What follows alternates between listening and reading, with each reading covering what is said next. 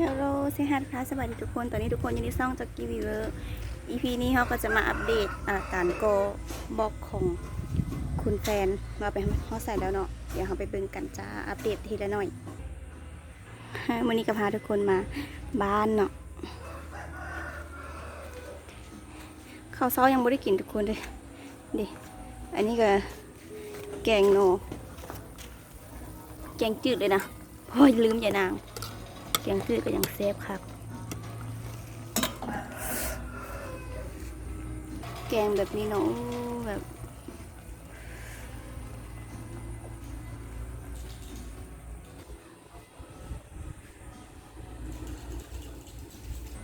ไม่ได้ทุกคนก็ฮอตขั้นตอนนี้แหละโกก็ยังเหลือแต่นี้แหละอันนี้คิดว่าจะเพิ่มขึ้นอีกประมาณก้อนหนึ่งทุกคนมันสูง1.20 เมตรอยู่เนาะแต่ว่าบึงมันเป็นกำต่ำจะเอาขึ้นอีกก้อนหนึ่งนี่ให้มันได้ประมาณ1.30 เมตรป่ะ40นะพอดีเอาไข่นิดนึงเนาะทุกคนคิดว่าคือกันป่ะ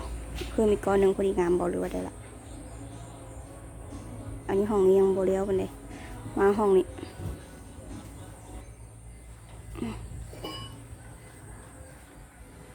ในห้องตัวนี้ก็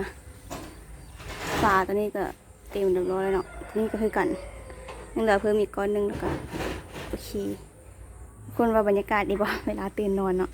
ไข่หน้าต่างแล้วเป็นหญ้าเขียวๆสิแล้ววันนี้กับมะกอตัวนี้เพิ่มไหมนี่มะกอเพิ่มพอดีให้มันจำพอเลยแล้วก็จะได้อันนี้เต็มทางนี้เต็มแล้วก็กอทางนี้ขึ้นอีกก้อนหนึ่งแล้วก็ทีค้าแล้วก็กอขึ้นเต็มเลยพอขึ้นเต็มมืดแล้วแล้วก็มาเทคานตัวนี้แล้วก็กอขึ้นแล้วก็จงหน้าต่างไว้แล้วก็เทคานประตูใหญ่นี่ก็หน้าต่างอันนี้ก็จะเห็ดเป็นประตูเหมือนกันจะจงไว้ประมาณ1 เมตรประตูทางเข้าไปเห็นครัว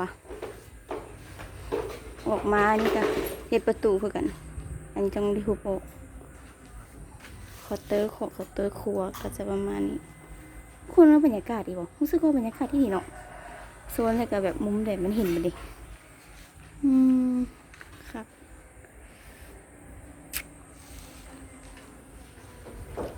สังเวตาจ้างได้เพิ่นว่าแล้วก็ส่วนห้องน้ำคุณหมอก็โกขึ้นกว้างหันประมาณอยู่ที่1.60 สูง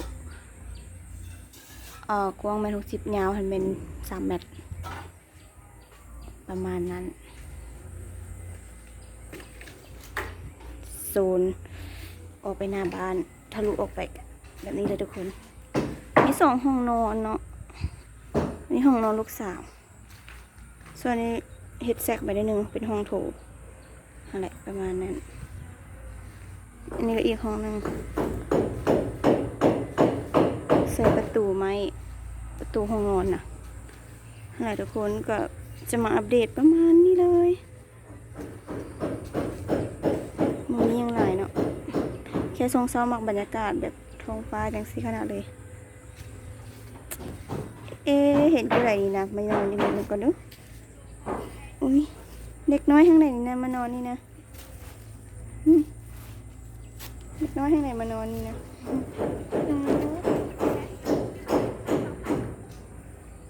คือจ้าทุกคนสำหรับคลิปนี้ก็ขอตัวลาไปก่อนเนาะพบกันใหม่ในคลิปหน้าจ้าบ๊ายบาย